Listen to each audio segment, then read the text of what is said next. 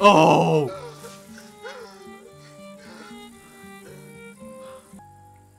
Yeah, I think it is. Whoa. I think it is the 20s. Whoa. Jesus. Woher hast du das? Peter Doppler look like? Ulrich a little bit? Agnes. Oh! Yeah, the blue eyes. Whoa, whoa, whoa, whoa. Oh my god, the shock's like kicking in. Is this the exact same scene? Yeah, it looks like it. I'm trying to see if there's any small differences or... Oh! Whoa! Macbeth? Romeo and Juliet? Whoa. Even the scene itself is like a carbon copy of Jonas, right? The setup in his bedroom, the bed to the left side, and... Speaking of Jonas. Kinda looks like Keanu. Huh. He's looking at the spot again. The spot is special to him in some capacity. Ha! Oh, wow. Yeah. Smells it just like episode 1 of the series. Yeah, they're bringing our attention to the scars again. Boris. Wer ist das? Das ist kompliziert.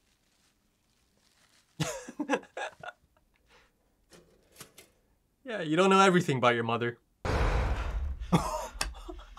Man, this tormented soul over here, man. Okay, at least he's been patched up. Wow. Du hast fast 24 Stunden geschlafen. Oh yeah, that theme kicked in. That's young Noah. So this is the stranger he spoke of. Ich hatte dich mir anders vorgestellt. He's got that glare down as well. And that smirk. Oh, look at the framing here. So much negative space. Du erpresst jemanden. Wer bist du eigentlich? No, not Jonas. Come on now. I don't know if you really get to ask that right now. Wer bist du? Ha.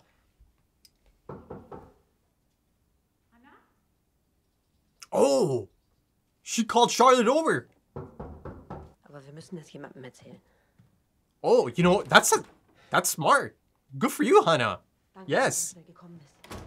Ich weiß, das Look at him. macht keinen Sinn, aber das ist Jonas. Er ist viel älter und er weiß, wo mein Jonas ist und er weiß auch, wo Ulrich Straight to the point. I like it.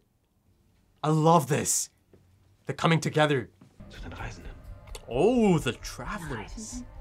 Es gibt da etwas, das ihr beide sehen solltet. Oh, I love this. I love this. You almost never get this in shows. That transition. The next generation, the other generation now. The travelers. Oh boy. You know, a few episodes ago, it was starting to feel like everyone's gonna be in on it. Time traveling aspect of it. Look at this setup right here.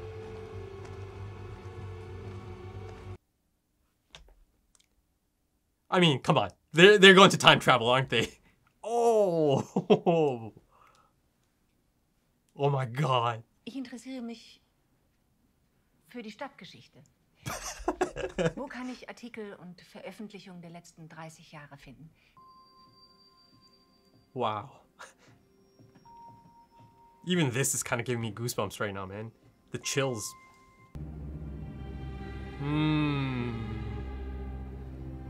Weiß Katharina davon?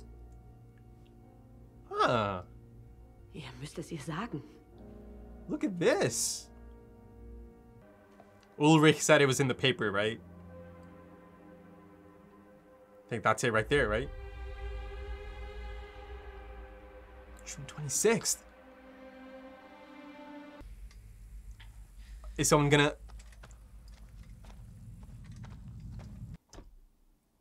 It's a dead end. Last time they showed me in episode 1, right? It was Bartosz and Noah, young Noah. They didn't... Habt ihr sie gefunden? Kind of. But there's a catch though, right? Sie sind nicht hier. I don't know if she's ready to hear about any of that stuff, man. Mikkel war in der Hülle und Ulrich hat ihn da gesucht. That's his grandma. That look on his face. Ich bin Jonas.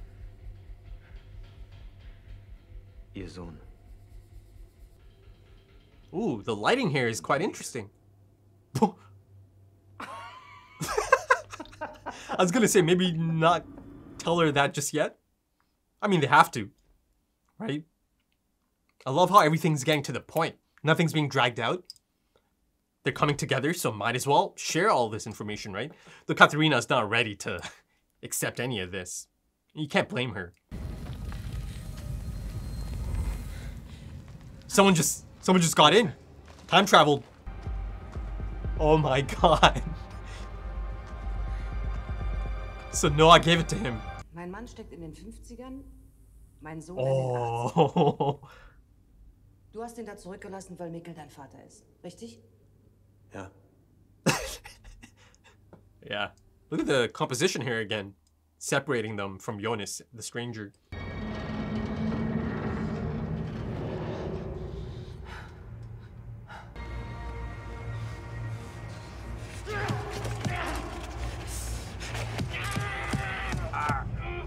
Wow.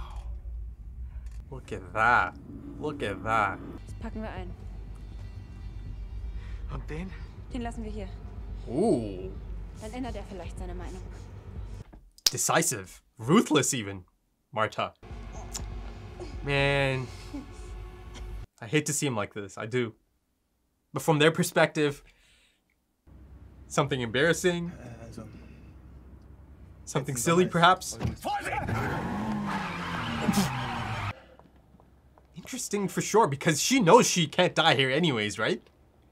Right? She's seen her future self. Oh. Oh, okay, yeah. She's got the right idea for sure. Mikkel's school photo or class photo has been hanging up on the walls. Oh, this is going to be heartbreaking for her. But she needs to see this, doesn't she? Otherwise, she's never really going to believe them, right? Because it's so far-fetched. Maybe that's the reason they didn't stop Jonas from going into the cave.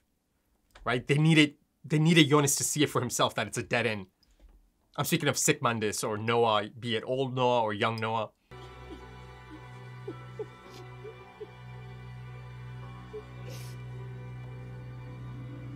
He's the only one who isn't smiling. Wow. She's a great actor. She really is. Okay, maybe now? Sie ist noch nicht offen. This guy. Him and his forbidden fruit. This is great casting. 32 Jahre dauern, bis sie sich öffnet. Right, you know, okay, I'll save it for post-episode, but he really nailed older Noah's mannerisms. Sie warten auf dich. Wer wartet? This is a possibility I was really excited about. Yes! Reisenden. I like this guy, man. Alles wird so kommen, wie es immer gekommen ist. Yep.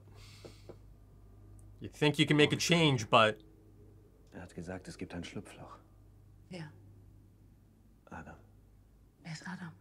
Der Anführer von Sigmundus. I'm about to see Jonas maybe meet Adam for the first time. Ja, sie hat's versucht.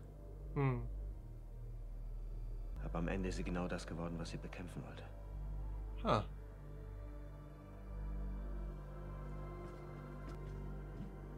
Wow. Goosebumps. Wow, the score, man, the score. Hauntingly beautiful. Reminds me a lot of the Hannibal score. This actor, you know, he's got a lot of charisma, I think. Ein Reisender. Noch nicht. Aber das werde ich bald.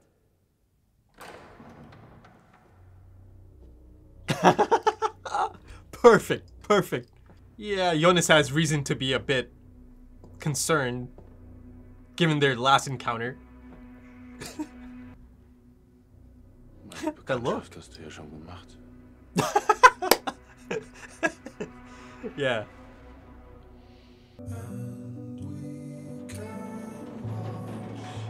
This is really similar to the type of track Hideo Kojima uses. Whoa, deep underground, huh? The underworld. Oh my god, oh my god. Oh my god. Whoa. It's kind of like a Roman structure, the columns. Why does this kind of feel like hell? Like he's entering hell? The underworld? That's a feeling I'm getting here, man. Young Noah? Not just yet. But Jonas is important, clearly. She's still there? Wow, it's been like a day at this point, right? No! Don't! Die Prophezeiung. From Ellie Doppler to Noah. Ha! I've seen that before. Speaking of Ellie Doppler. The missing pages. Maybe be careful. Wer auch immer es geschrieben hat Zukunft und Vergangenheit bereits gesehen. Huh. So that narrows it down for sure to a few key time travelers. Oh, that's the thing from the chair contraption. And the early stages of the time machine contraption. Oh my god. That was so deliberate to leave him in there for a little bit. Whoa. Look at this composition. This is rather unique. The blocking of that. Almost kind of like a mirror. Right? Das Reisen geht nicht the placing of the actors. Vorbei. Ah. Der menschliche Körper ist auf Dauer nicht dafür geschaffen. I think I just clocked who Adam is. Dein Ende. Mein Ende. It is! Holy shit, that's him! That's Jonas in the future, isn't it? He's thinking it. Wer sind Sie? Shit, he asked the question. It's him. Holy shit, it's him. Kannst du dir das denken? Yeah. And there's a few other hints earlier in the episode.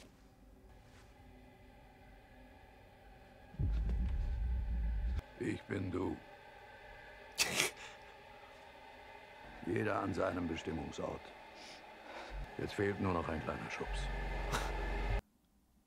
Wow. Oh, wow. There's some incredible visual storytelling there. Okay, so, yeah. Yeah, I mean, this certainly got me by surprise once again. And I'm not even speaking of Adam being Jonas. I'm actually speaking of them actually kind of revealing the identity of Adam this early on, or not even early on, realistically, right? If you go back to season 1, right, episode 5, at the midpoint, they show me, right, that Mikkel is Michael. So, you know, at the midpoint of season 2, they show me that Adam is indeed Jonas, right? So, you know, ultimately and realistically speaking, that in itself, it's not like a out of left field, oh my god, how could that be possible? I mean, it adds up, right? It does add up. It's not something that's far-fetched. And like I mentioned, you know, this episode itself is full of, you know, foreshadowing as well. You go back to young Noah, right? Telling him that he pictured him differently, right? Right then and there, I knew something's up. Right? That he's been briefed by older Noah, perhaps. I mean, you know, before I go any further, I think it's a given, right? That Noah, be it young Noah and older Noah, both know that this Jonas is meant to be Adam, right? That he goes on to become Adam. Correct me if I'm wrong, but I think that's the case here, right? Because I know young Noah has met Adam. If you go back to episode 1 of season 2, right? Bartosz and young Noah, the conversation they had. I mean, in that sense, yeah, right? If you've only known that face, Adam's face, you know, you can kind of really picture anything in your mind, right? Your mind kind of goes all over the place trying to put a face to it all. So yeah, you know, you see young Noah's reaction to young Jonas, right? Young Adam. And then, of course, in the bunker, you have the stranger, right? Earlier in the episode, the stranger, Peter Doppler, Hannah, Charlotte Doppler, who also pretty much has Nielsen blood in her. I mean, in that sense, Nielsen blood is kind of flowing, isn't it? Through a lot of these families, if you really, you know, start digging into it. And, you know, I say Nielsen blood because, yeah, I'm pretty sure, you know, I brought up this possibility in the last episode that, you know, Noah might be Charlotte's father. I'm going to stick to that. Remember that moment in episode 1, as it transitions from young Noah to older Noah, right, in the cold open, after young Noah takes out older Bartosz. You know, there was that photo in the book, right? And half of the photo, I mean, they show us enough to show us that it's Noah, right? Maybe a younger Noah. I mean, not as young as the 1920s Noah, right? But a younger version of maybe, you know, the main Noah that I've seen since season 1. But, you know, remember I said, oh, I need to go back and check it. I checked it, and it looks like a photo. I mean, it is a photograph, but it looks like it's a photograph of him holding a baby, right? He's got something in his hands. It's kind of blurred, but you can see he's holding a baby. So, you know, as of this point, my train of thought is that indeed Charlotte is Noah's daughter, right? So I'm going to stick to that train of thought. And if indeed Charlotte is Noah's daughter, that makes her a Nielsen before she was a Doppler, right? And again, I assume that Noah is a Nielsen because Agnes Nielsen, right? And they're supposed to be siblings. Though, you know, you see in this episode, Agnes and Noah are kind of presented as orphans even, right? So their own parentage is unallocated at this point in time, perfectly in line with, you know, this show. And that whole notion of unallocated parentage, that's a running theme of this story as well, right? And I feel like a lot of the unallocated parentage are, you know, kind of moments that are going to be shock moments at some point of the series. You know, essentially, and, you know, they kind of raise that possibility and they're hinting at it. They've been hinting at it for some time now, actually. But, you know, beginning of season 2 and, you know, once you kind of go into the Sigmundus HQ and, you know, the setup, Adam's setup, his map, essentially, of the 4 families, it was starting to become clear that there's a connection, right? All 4 families, they share blood, perhaps, right? And you see here, you know, it's kind of already getting into that. And, you know, the whole notion of Jonas kind of taking up this Adam persona, right? Or referring to himself as Adam. I mean, you know, given the nature of this show and the, you know, the storytelling on display, you know, I don't think it's just as simple as him just calling himself Adam. Of course, there's a meaning to it all, right? You know, the show itself, the story itself has presented Agnes as a Nielsen. But as of this point, I don't know for a fact, though, that if indeed she is a Nielsen. You know what I mean? She could have taken up that moniker, right? There could have been a reason to present herself as a Nielsen. You know, again, like I mentioned, both Noah and both Noah and Agnes kind of felt like orphans to me.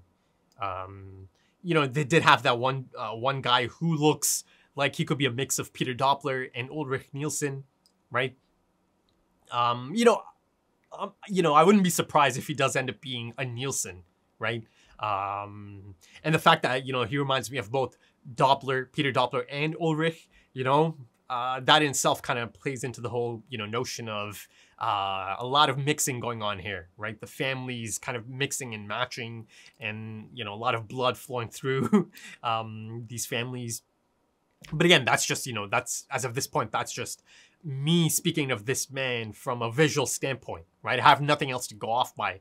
You know, he does speak to Agnes, right? He's the one who addresses Agnes. So could that be his daughter? You know, I don't know. Didn't really feel like that's his daughter. And the other man kind of, to me, kind of felt like he could be related to Katerina, right? Same type of, you know, facial structure, I guess. You know, it's kind of like a larger head or a larger face. I don't know. You know, that one's more of like a maybe, but, you know, this other guy, this skinny dude, to me, he really resembled Ulrich and Peter Doppler, both of them. But, you know, regardless of Agnes actually being a Nielsen or not, the show itself is presenting her as a Nielsen. So I'm going to assume, as of this point, that she's a Nielsen, right? Though, again, there is a possibility that she's not, right? You know, I'm just putting that out there, that, you know, the thought process. But if she's a Nielsen and, you know, she's Noah's sister, that makes Noah a Nielsen as well. And, of course, you have Trante Nielsen, Noah's nephew then, right? If you stick on that train of thought that both Agnes and Noah are Nielsens, that would make that would make Noah Ulrich's uncle, right? Not uncle, great uncle. Yeah, great uncle. And then of course, if you keep going down because of, Jonas and Mikkel, all those relations as well, right? Let's circle back to Noah, right? And, this notion of him potentially being Charlotte's father. That one I'm really confident about. I really am at this point. But, let's go further back to the last episode, right? And, that's the thing here. There's a lot to get through here. And I'm not speaking of just this episode. I mean, this episode itself, an hour long, and it's jam-packed, front to back, beginning to the end, jam-packed. And, I'll get back to, Adam and Jonas, Ich bin du. I'll get back to that, of course. But, there's a lot of stuff to get into. Going back to that scene, Noah and Claudia, he said something interesting, didn't he? He said, "You took everything from me." See, to me, if indeed Charlotte is Noah's daughter, right? And, that photo of him kind of holding a baby, him saying, "You took everything from me," my first inclination now is to think that she took Charlotte. She took baby Charlotte from him, right? And, I brought up the possibility of Charlotte coming to H.G. Tannhaus. Once again, like many other things, baby Charlotte might have dropped into his lap. I'm starting to think that it was Claudia. I'm starting to think it was Claudia who took baby Charlotte and gave baby Charlotte to Tannhaus. That's my line of thought here. Now, if that is the case and Claudia snatched baby Charlotte, possibly Noah's daughter, and took baby Charlotte to Tannhaus, and, Tannhaus kind of raises her from that point on, the next question, of course, becomes, how come she did this? Of course, there's got to be a reason for it. There's a reason for everything, especially Claudia Tiedemann, right? Claudia Tiedemann, older Claudia Tiedemann is one of the most experienced. And, according to The Stranger, right, she ends up becoming the thing she was trying to fight. And that in itself is also a foreshadowing, right? That the stranger, Jonas, ends up becoming the thing he's, trying to fight this whole time. And, in that sense, now I definitely have to kind of be a bit more, suspicious of the stranger. Ultimately, I don't think there's a character that is just straight out evil, right? It's much more nuanced than that. It's much more complicated than that. It's not as simple as good or evil. I've felt that since season 1.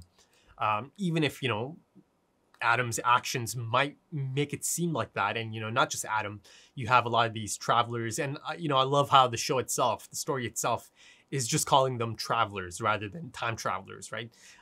So, a lot of these travelers, they've done their part, man. They've done some dark things. The things they do are of a dark nature. They accept that, and all of them have taken part in all of this, right? Be it Noah, be it Claudia Tiedemann, be it Stranger, right? Certainly Adam. I think ultimately, even if, this Adam feels so different than, our Jonas, and then maybe even the stranger, right? Who actually might be on the path to becoming Adam at this point, right? That's the thing now. It's kind of like a 50-50. Is he still kind of, trying to fight Adam, even though he knows Adam is himself? Right, he knows, of course, because I saw young Jonas, our Jonas, meet Adam and find out that indeed that is him in the future, from the future.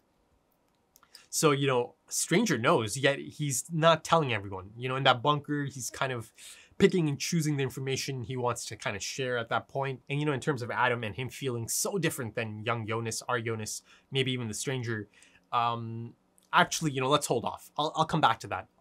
Of course, I'm going to have a complete segment for that. Let me finish my point here, right? Say the stranger is still on the path of trying to stop his older self, trying to stop Adam. He himself told them, right? Things are going to play out as they're meant to play out, right? Regardless of anything he does, he is going to end up becoming Adam, right? That's just fact. And of course, that means at some point, Jonas and Claudia don't really see eye to eye anymore. And, in the stranger's eyes, essentially, she ends up becoming something he doesn't recognize, right? Again, like he said, she ends up becoming the thing she was trying to fight against from his perspective, right? That's from his perspective. though he himself also ends up becoming that. He might still end up doing something that he believes could, lead to stopping Adam, yet it might end up, becoming the reason he kind of goes on the path anyways, right? Again, predestination paradox. I mean, I think they're set up here for a lot of that, actually. If you go to Claudia Tiedemann, right, there's a potential there. Now that she knows her father, Egon Tiedemann, is supposed to die, or he's supposed to be found dead in his apartment in 2 days' time, right? 24th and 26th. Yeah.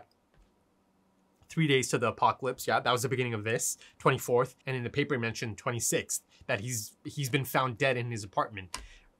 To me, that almost immediately kind of raised a red flag, right? I'm sure for many of you, it was the same thing.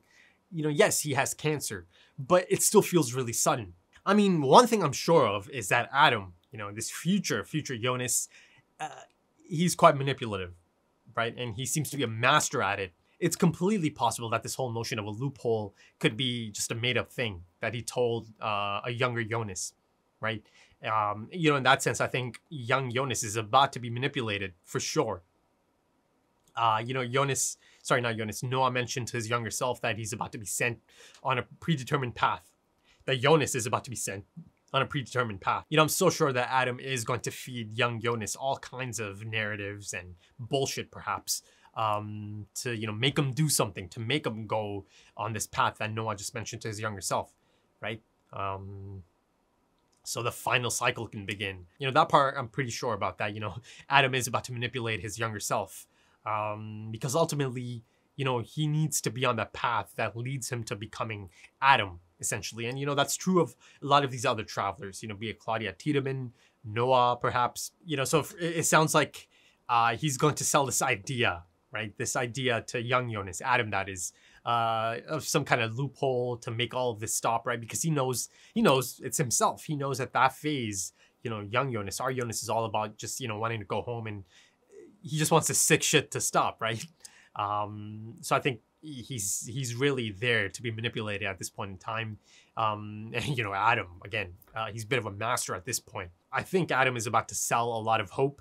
He's about to make a lot of promises, or sell the idea of this loophole to his younger self. And I kind of already see it play out, right? In the bunker, as future Jonas, stranger Jonas, is still speaking of this loophole that Adam, brought up. But, ultimately, going by the nature of this story and the deterministic path that's been kind of laid out for all of these characters, everything and anything the stranger does from this point on, or he has been doing up until this point, is going to lead him down a path that does end up turning him into the individual that is Adam. And that over time, at some point, he does come to realize that indeed that is a path he has to be on. The path that Adam ends up on, essentially, right? This whole idea of the final cycle and the apocalypse and the paradise aspect. Though I think the paradise aspect is kind of like a made-up thing, right? That's bullshit, I think. As Claudia told Noah in the last episode, right? It's an idea he's been selling. Ultimately, I think Jonas, Adam, I guess, at that point, he still kind of wants the same thing as his younger self, but it's gone, and it's evolved into a lot of extreme measures, and this notion of everything coming to an end ultimately kind of is the same idea of ending it all, right? Or he comes to understand that this is how he can end it, by just ending it all, if that makes sense. Even to me, it doesn't completely make sense right now, right? There's still a lot of missing pieces here. There's still more information I need from this, a lot more information, but that's kind of like the feeling I have at the moment, that ultimately he is still trying to, put an end to it, but it kind of escalates, right? But as I'm on the topic of the bunker and the people that kind of came together, I really appreciated the initiative that Hannah kind of takes in calling Charlotte. That was such a rational thing to do. It really was. I've really been enjoying Hannah as a character, for sure. I think I enjoyed her even in season 1, right? Yes, yes, she's capable of a lot of terrible things, that's for sure. And, you see that the stranger, Jonas, certainly gets to learn a bit more about his mother, that he didn't really know his mother, did he? Though in that sense, I also felt that maybe he's not in the best position to be asking Hana who she is, right? Or implying that he barely even knows her. You know, I'm sure the stranger himself has done some things that he himself probably didn't think he was capable of, right? And yeah, it kind of keeps building on that as he becomes Adam, right? And, you know, in that sense, imagine our Jonas facing this individual, Adam, right? And imagine having to accept or come to terms with the fact that that person standing in front of you ends up doing some things that are so far removed from your own capabilities and your own character and the things you believe in. That's got to be tough to take, man. And, you know, even though he must be in denial, right? Ultimately, he knows, right? Even if he thinks he can change things, he knows deep inside, he must know, okay, shit, that is the person I do end up becoming. Those are the things I do end up doing, right? It really is crazy, the situation our Jonas is in at the moment. And it's not the first time either, right?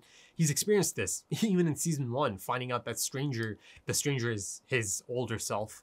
Now he gets to see even an older self beyond the stranger. Listen, I'm not implying or trying to say that she's changed or anything, you know, a changed person, because I do believe, you know, that, yeah, she is going to go on and do more terrible things, right? It's just her nature. It's in her nature. But yeah, you know, in this episode, she did something that a lot of us kind of hope for in shows, but, you know, don't really get, right? People coming together. A lot of important people coming together, you know, kind of bringing their heads together, sharing information that they might have, right?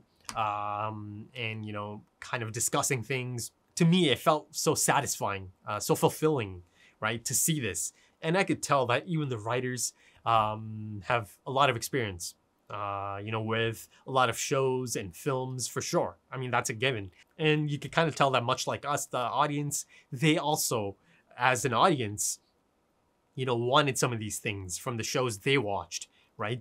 So yeah, I thought that was great. And then, of course, building on that, Hana is the one who thinks of Katerina, right? Even though they don't see eye to eye, right? And you see the spiky attitude Katerina has towards Hana for good reason, of course. Though you see that Hana in that moment in time in the bunker, she's not really firing back, right? Even after receiving some of this treatment, again, perhaps justified treatment, she's still trying to, you know, help convince Katerina that this is the case, that she herself saw Mikkel, right? Katerina's son and her own future husband, essentially. So, of course, Katerina's reaction to all of it is quite understandable, quite realistic, right? But, you know, she had to see it for herself. And yeah, she had the right idea. And, you know, they set this up all that time ago in season 1, right? His class photo that was on the wall. Yeah, you know, she had to see it. Much like how Jonas in 1921 was kind of allowed to, you know, go into the cave so he could see the dead end himself, right? I think that was certainly quite deliberate. You know, they could have stopped him, right? But they had no reason to stop him because they, you know, he's going to come back out and, you know, he's also going to see that, yeah, you know, it's closed. And I'll come back to the tunnel. I'll come back to the passage a bit later as I focus on the 1921 time period. You know, Katerina going to the school, seeing the records, seeing Mikkel in that photo. Yeah, it's a heartbreaking moment. It really is.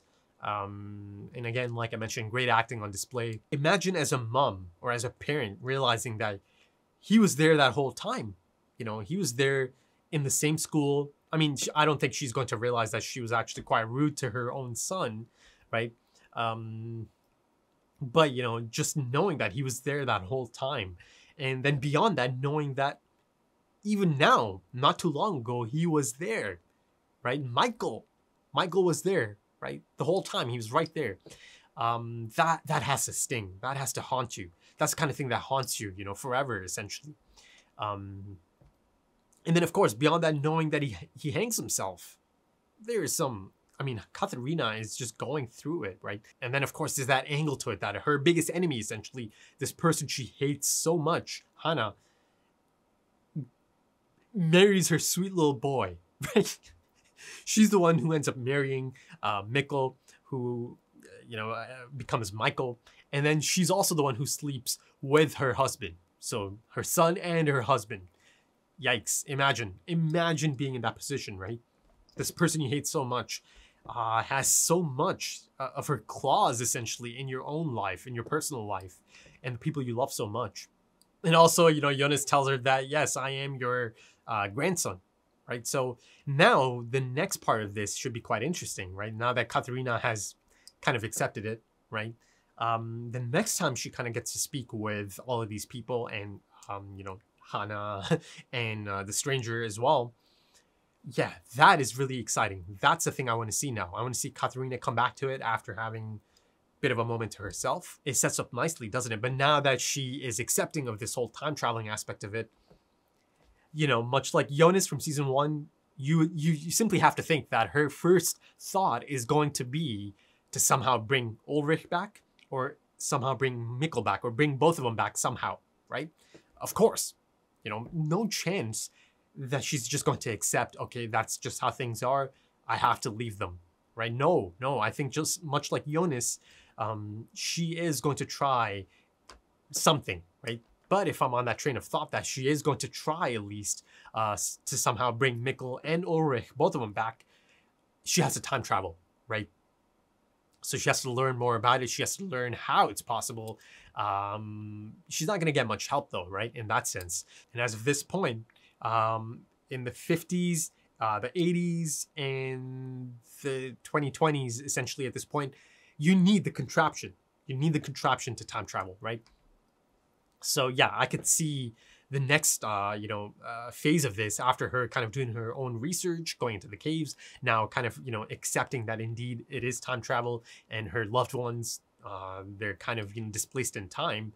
I think the natural progression here is her trying to kind of go to those points and try to bring them back. If you go back to season 1, 86, it was Katharina who kind of bails out Ulrich, right? Goes to Egon, tells him, no, he didn't rape me. In fact, I was the one kind of pushing for this, right? Asking for this, or requesting this, essentially, of Ulrich. Could I see it kind of play out in a similar fashion? That indeed she does get to Ulrich, right? That, you know, once again, maybe she is the one who can try to bail him out, right? Again, it's a totally different Ulrich at this point. Old man Ulrich in the 87. But yeah, you know, could it play out in a similar fashion? Katharina kind of coming to his rescue. It'll be tough. But, you know, one thing I'm sure about is the fact that she is going to be dead set on at least trying it. And the crazy thing is that her children do have the time traveling contraption, right? They took it from Bartosz. And that in itself, I think, is quite deliberate by Noah, right? Sends Bartosz back. Because, again, nothing is by chance. You know, Marta and like Magnus and Franziska having that, I mean, it's essentially Marta and Magnus, I guess. But, you know, them having the contraption is deliberate. You know, it's almost as if they need it, right? They wanted them to have that contraption at that point in time because the things that play out because of them having the contraption are important to the progression of it all. I mean, as of this point, they have no idea it's a time traveling contraption, right? But it's in their possession, right? And, you know, their mother, Katharina, yeah, she knows about time travel now, right? So the next steps are going to be, how do you time travel, right? In an attempt to perhaps go and bring back Mikkel and Ulrich. I mean, you know, she's not going to bring Mikkel back. I know that much for sure, right? Given how things play out. But she's going to try it. I think she's going to try it at least. And she's certainly going to try with Ulrich as well. But of course, they have Bartosz, right? They'll go back to Bartosz, and I'm sure they'll talk it out, or they'll try to get more out of Bartosz. So, you know, Bartosz knows how this time-traveling contraption operates. He came in, he used it himself, by himself. And like I mentioned, right, it feels like everyone's going to be in on the time-traveling aspect of it. Yeah, you know, it's playing out like that, right? And I'm so sure that sooner or later, now that they do have the contraption and they have Bartosz there too, who does know how to, you know, operate the contraption, I'm so sure that Marta and Magnus, and, you know, Franziska, even Ellie, since Ellie is there, I'm pretty certain that they are going to time travel. And of course, if it gets to that point that, you know, through Bartosz, they do kind of time travel because of the time traveling contraption, then, you know, I don't think it's far-fetched to assume that Katarina might also learn about this contraption from her children, perhaps. I mean, there's a bit of a setup there during the montage that, you know, maybe Marta and Katarina might kind of reconnect, right? Especially after this newfound knowledge that she has. It's a bombshell. So, yeah, you know, is she going to share that information, right? That their father is stuck in the 50s and that their youngest, their baby brother, is stuck in the 80s, and that he goes on to marry Hannah, and that their friend Jonas is actually their youngest brother's son, right? Now, given the nature of the story, and, you know, the whole time traveling element of it, and, you know, it being an illusion, essentially, time being an illusion, you know, I'm pretty certain that many of the people in that photo, in the Sic Mundus Secret Society photo, I'm sure at least a few of them are going to be people that I know already. Much like how I knew that Adam has to be someone I know, right? I feel like any character that has a bit of an unknown identity is either someone I know already, like an older version of them, or a character that could be an offspring, right? Someone's child, someone's son or daughter. You know, that kind of reminds me of Mystery Brunette from 2053, essentially, right? Who spent the entire day hoping that Jonas kind of comes back, right? Or she spent the time there just in case Jonas comes back. So of course there's a bit of a connection there. At the most basic level, she became attached to Jonas, this time traveler, right? That came to them into this apocalyptic future. But yeah, Sic Mundus, that photo. There's quite a few people in that photo, right? It's quite a group. And of course, Bartosz, you know, older Bartosz is there.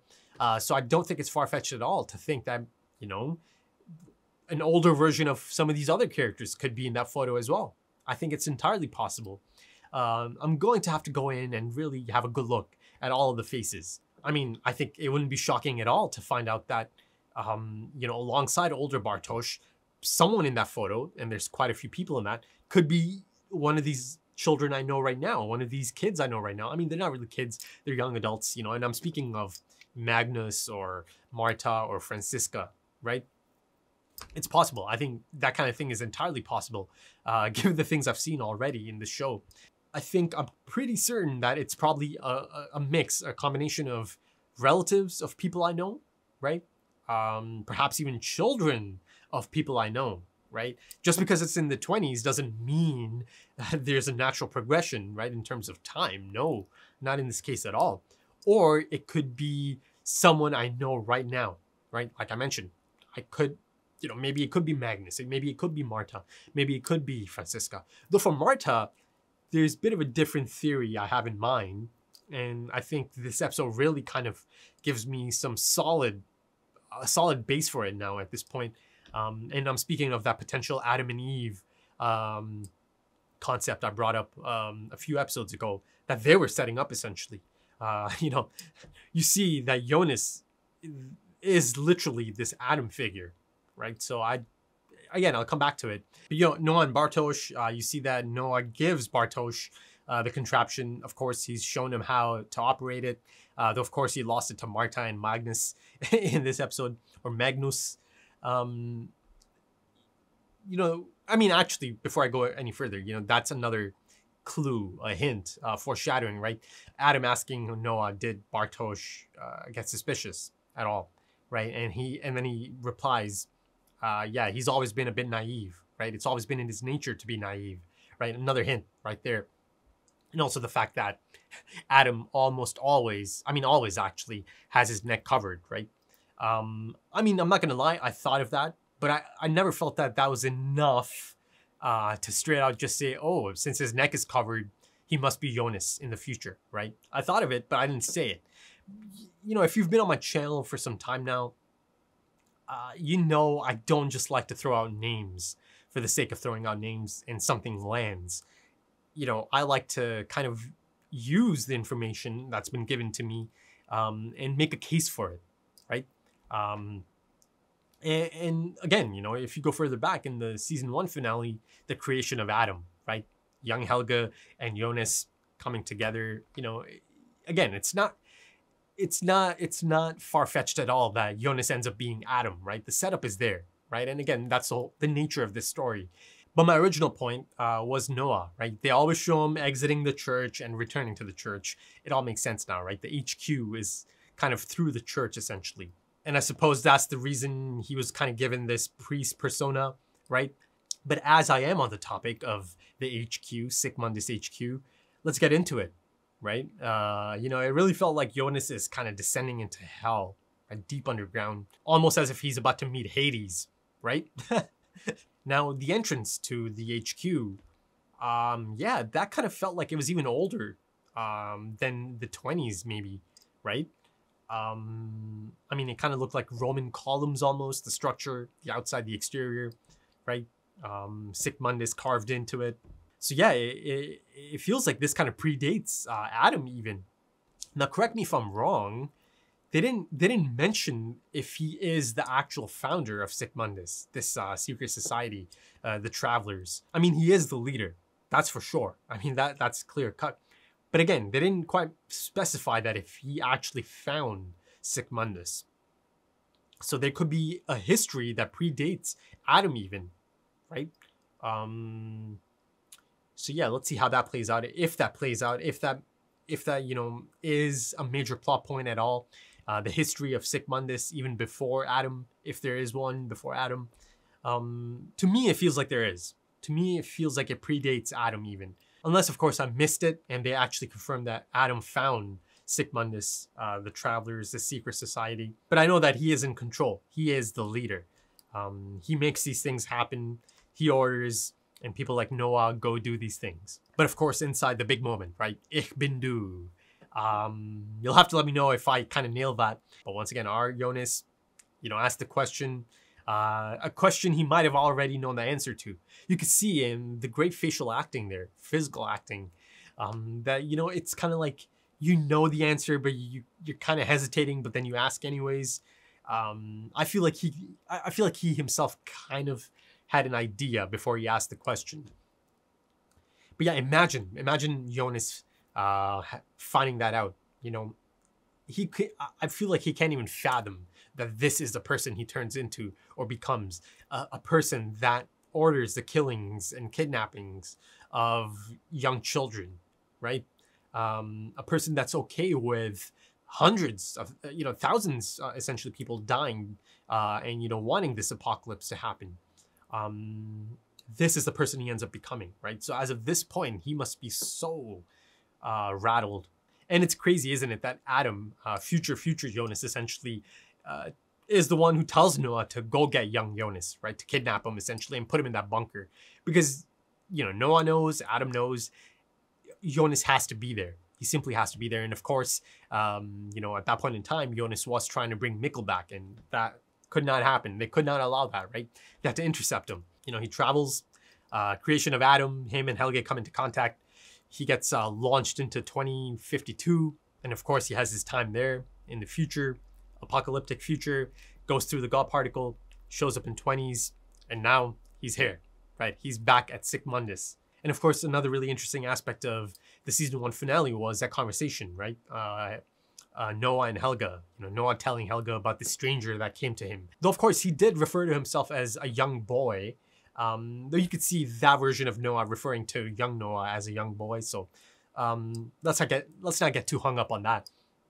But yeah, this is a stranger he mentioned, right? Someone who looks like he's seen a lot of dark things, someone who's been through a war, someone who just wants to die but cannot die, right? The world is not letting him die. Though he also, you know, he mentioned something that I didn't really see, right? He said one day this stranger was kind of standing there. He had a moment of clarity, right? I didn't see that moment happen. So maybe Jonas might actually spend some more time in the 20s, right?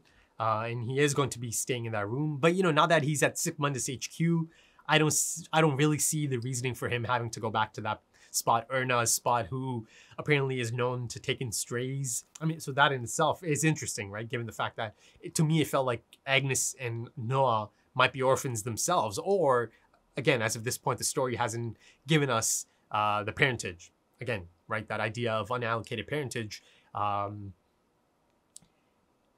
I don't know. I don't see any reasoning for him having to go back and staying there. So I don't know. I mean, I'm pretty sure this is meant to be the stranger. I mean, the setup was quite clear. This is the person he mentioned to Helga all that time ago, right? Part of me kind of thought it could be Bartosz, right? Could be Bartosz, but I think it was clearly meant to be Jonas. That part didn't happen, did it? And Agnes in season 1 mentioned that her grandma's from here, right? And Egon asked her, her grandma's name, and as she's about to kind of say something, and she looked quite uneasy, I think. Of course, the children come in, right? Claudia and Tranta. This is around the time Gretchen goes missing. So did she mean her grandma was Erna? I mean, Erna, a great little character, but I don't know if Erna is going to play a part in the grand scheme of things. Though, to me, it felt like her name is quite similar to, Ines and Agnes and Erna, right? It kind of does feel like a similar type of name, doesn't it? But yeah, going back to young Noah and Jonas, I thought that was actually a really cool pairing. Yeah, I really like that. I feel like, you see that Noah and Jonas, the different counterparts essentially, though I've only seen the two. I've seen young Noah and older Noah. Noah has seen all of them. He's seen young Jonas, our Jonas, he's seen the stranger, and he's seen Adam. He works for Adam, right? So they have a connection, certainly. They have a relationship. It's a complicated one for sure, but I really quite liked young Jonas and young Noah together. Though it was momentarily, I really enjoyed that. Because, given that the apocalypse is about to go down in 3 days' time, right? I don't think I'm going to get any more time with young Jonas and young Noah. As of this point, it's set up that Adam is about to send his younger self to his predetermined path, right? Ultimately, the things Adam did himself at one point in time, right? In his own cycle, essentially. And speaking of Adam and the look, right? His physical appearance. Yeah, that is... this man, Jonas ends up time traveling so much that it ends up having this type of effect on his body. Head to toe, he is covered. And, they bring our attention to some of these lacerations earlier in the episode, right? As the stranger goes to the fridge and much like his younger self smells the bottle of milk. Season 1, episode 1. Great callback. You see that the camera kind of lingers on his back. Originally in season 1, I thought those are scars from, him taking a beating or, I don't know, right? Being a captive of some sort. But no, those lacerations are starting to build up, right? Slowly as time progresses and he does kind of, continue his time traveling escapades. And I'm speaking of the stranger. Those kind of, grow larger and larger. They kind of expand all over his body, right? They spread all over his body. But still, in comparison to Adam, it's still like the early stages of this scarring, the lacerations that time traveling has caused. So that means, by the time Jonas becomes Adam, he has time traveled so much. So much. So much more than even the stranger, that his entire body is just essentially covered at this point. He's kind of hooked up to that breathing apparatus, I think, right? He kind of needs that even. Again, it's not just external, it's got to be internal as well, right? His organs and, again, his internal buildup has certainly been affected by all of this. But now that I have confirmation that Jonas is Adam, right, he takes that moniker, this whole Adam and Eve theory kind of comes into play now, right? And you kind of have to go to that scene, right? The reoccurring scene that's happening now. It's the, Marta and Jonas sex scene, right?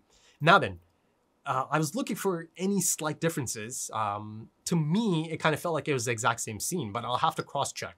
I'll have to go back to the first time I saw that scene in the first episode, right? Season 2, episode 1. Given the nature of the show, I'm sure there might be slight differences. There is a difference because this time it's Marta who's having that dream. And of course, it plays out just like how it plays out for Jonas, right? She comes out of the dream, sits up on her bed. For her, it was actually much more emotionally draining, right? Wow, it really affected her. But yeah, she sits up on her bed. Again, the placement of the bed to the left side, much like how Jonas You know, waking up once again in the 20s as young Noah is sitting right there, you know, bed to the left side. He sits up on the bed. I mean, that has to mean something for sure. Of course. I think now that I know, you know, Adam is meant to be Jonas, right? And he kind of takes on that moniker. You know, I think the natural progression of this, the natural conclusion to this, or the next, you know, phase of this theory is, I think Marta is meant to be Eve, right? You know, they're having this shared experience, right? Again, she told Francisca that it felt so real. I think, you know, of course, it's going to be explained as the story progresses, as the show goes on. You know, these dreams, these sex dreams they're having. I think you and me are a perfect match. That's the line of dialogue there, right? But yeah, now that I know Adam is Jonas, or Jonas ends up taking that Adam moniker, right? And again, it's not just the name he's taking on, right? I think, you know, the show is a bit too intelligent for just, you know, a superficial name he's taken on. Of course, you know, there's a biblical meaning to the character of Adam. You know, for that reason, I think I have my answer to this potential Adam and Eve theory. I think Marta's meant to be Eve, right? And of course, you know, Adam and Eve, you know, I've seen this sex scene twice now. You know, is there even a possibility? Now, this is getting into, you know, really, let's get into potential theory zone. Is there even a possibility that everyone that's a part of this show, all of these family lines, family trees, bloodlines, sorry, not family lines, is it possible that, you know, all of them come from Jonas and Marta even, right? Adam and Eve. I don't know. I think it's a possibility. I think something like that is not far-fetched. And I'm excited to see the progression of this shared experience they're having, right? Kind of like a dreamscape that both of them are sharing. Yeah, I think it's pretty much right there that these two are meant to be the depiction of Adam and Eve. But, you know, I asked the question, you know, Claudia is the opposition, right? She's always been the opposition to Adam, right? So, you know, I asked the question, if there's an Adam, is there an Eve, right? I mean, at one point, you know, I kind of even kind of theorized that maybe Claudia herself is meant to be Eve, but no, I think I have a grasp on it now. I think it's meant to be Marta. But, you know, in season 1, I remember in one of my discussions, I brought up the possibility of Claudia potentially being on this side, Eve, right? Adam's on this side, and maybe, you know, Claudia's on the other side, Eve's side.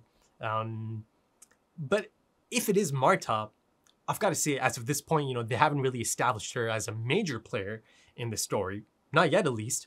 You know, it's entirely possible that, you know, in the next half of this series, she could be established as a major player. But as of this point, not so much. But I do believe she is meant to be the Eve to Jonas's Adam, essentially. Though, you know, I say that she hasn't been established, there's been interesting setup for Marta, for sure, since episode 1 even, right? And, you know, kind of setting her up as Ariadne, right? And, you know, setting up this notion of her character potentially having a foot in both parties, or both sides, essentially, right? The light and the shadow. And I'm speaking of that, you know, the performance, the theater performance. I mean, listen, it's completely possible I could be in the beginning stages of, you know, Marta becoming a major player, right? She has a contraption now, so the early signs are there that she is going to begin her own journey at some point soon, essentially. Yes, she doesn't know about time travel just yet, but come on, you know, like I mentioned so many times now, I feel like all of them are going to know about time travel soon enough anyways, right? And then, of course, they'll have their own trajectory and role to play in all of it, in the grand scheme of things. And, of course, you know, I noticed Macbeth, Romeo and Juliet, the posters on her wall alongside Ariadne. So, yeah, you know, there's much to read into those as well, right? Romeo and Juliet, I mean, quite unmissable. Things that play out in that story, and then Macbeth as well. So yeah, something to keep an eye out for. But, you know, if I'm on the right path and she is Eve and Claudia is on Eve's side, representing Eve, right? Since Adam is the person Claudia is opposing, that means that Eve, if it is Marta, ultimately at some point she gets to a point that she wants to oppose Adam or Jonas. Jonas wants it all to end. Adam wants to end it all. You know, he wants apocalypse to happen. And Claudia is trying to stop him from that, or she was trying to stop him from that. Though, of course, Stranger feels like she became the one thing she was trying to fight. Again, it's all a matter of perspective, right? So yeah, interesting. Let's keep a pin in that for sure. But, you know, speaking of Claudia, how about that incredible scene of her in the library? I mean, that truly is one of my favorite scenes of the entire series. It really is. Again, the score played such a big part of that. Again, kind of reminded me of the score from Blade Runner. There's something just so exciting and fantastical about that moment, right? Claudia Tiedemann, who's an intelligent individual, her getting to experience the future. That in itself is just so exciting, isn't it? And of course, you know, naturally she looks herself up. She looks up her family. She does find out that she goes missing at some point. This wasn't it, because she does return in 86 or 87, right? Now that in itself is tricky because she also looks up her father, Egon Tiedemann, who was found dead, right? In 2 days' time, he is found dead in his apartment. Again, right, he has cancer, but again, it feels sudden. Something about that feels really off and sudden. Now then, that's her father, right? And Claudia Tiedemann, 87, Claudia Tiedemann is still in the early stages. Much like, you know, I mentioned that Katarina is not going to give up on Mikkel and Ulrich. I cannot see how Claudia is not going to try and see if she can change things, right? But the problem here is predestination paradox. Everything that is meant to happen is going to happen because it was always meant to happen, right? So even, I feel like this could be one of those situations, right? She might go back, right? She does go back, you know, there's a lovely moment of her kind of coming back home, seeing her daughter, Regina, on the couch. But I think there's a strong possibility she might actually try and, you know, prevent this from happening, right? I mean, you know, it's a sad thought, you know, the sudden death, you know, murder, perhaps? I don't know, man. You guys know how much I love Egon Tiedemann now. Especially 50s Egon Tiedemann. I really appreciate that version of Egon Tiedemann. But, you know, even the 80s Egon Tiedemann, I like him. I really do. Yeah, it's a sad thought that he is going to be found dead. And, you know, again, I don't feel like it is because of the cancer, because it feels so sudden, right? But I feel like Claudia is going to try to change that, right? She might think she's about to change things, but I feel like predestination paradox might come in, and her trying to change something might be the reason he ends up dying. You know, that's a feeling I'm getting here. Predestination paradox, man. It's a hell of a thing. It's a hell of a thing. Heartbreaking thing, really. Once the person does come to realize maybe they were the reason it happened in the first place. But let's see how that plays out. But ultimately, she is going to go missing, right? Her journey is going to begin. You know, much like how Jonas kind of goes in and out, right? He goes to the 80s, comes back, goes to the 80s again, and then kind of gets launched, you know, right to the future. 2052. Something similar is about to happen for Claudia, right? She is back in the 80s, but after the things that kind of play out, you know, she is going to kind of go off on her long journey. And, you know, again, the newspaper clipping, you know, Claudia Tiedemann disappears. So yeah, you know, her return to the 80s is going to be quite, not exciting, but interesting to say the least, right? Interesting for sure. And then she's going to disappear for good from that time period, as that Claudia Tiedemann, right? That version of Claudia Tiedemann, because then she's going to be on the path that leads her to become older Claudia Tiedemann. And lastly, the passage, right? You know, the really interesting thing here and the really cool thing here is the fact that, you know, it's a dead end, right? In the 50s, not 50s, 1921. There isn't going to be any more digging, is there? Because, as young Noah mentioned, it doesn't open for another 32 years, right? That means once that incident goes down in the 80s, in 86, you know, it connects the 50s, the 80s, and 2019, right? It connects them, but it appears that they kind of overlap, don't they? You know, because essentially there's only one tunnel, yet, you know, the tunnels from the 3 different time periods, they overlap at some point. And I see both Jonas and Ulrich kind of, you know, face both openings, you know, 1952 and 86, right? So it's really cool. It's really cool how that kind of, you know, plays out. and how it all kind of functions, right? And how it kind of comes into play. Yeah, there's no more digging that needs to be done. It's going to stay a dead end until it's not a dead end because of the coming together, right? The overlapping, essentially. But yeah, you know, let's leave it off here. Let's put a bookmark in there for now. Let's come back to it in the next episode. If you enjoyed that, consider dropping a like. Consider dropping some comments. Give me your thoughts. If you're interested in full length, and once again, you know, this is the one time I really, really highly recommend full length because of the nature of the show and how jam-packed it is and how important almost every scene is and how, you know, interconnected everything is. You know, I do recommend full length for this one. If you're interested in that, or maybe even early access to the next episode right now, consider checking out the Patreon page. The link is in the description, in the pinned comment. Also have social media, Twitter specifically. If you're into that, consider checking that out. You can support the channel just by following me on Twitter, right? That really does help. So enjoyable, so enjoyable.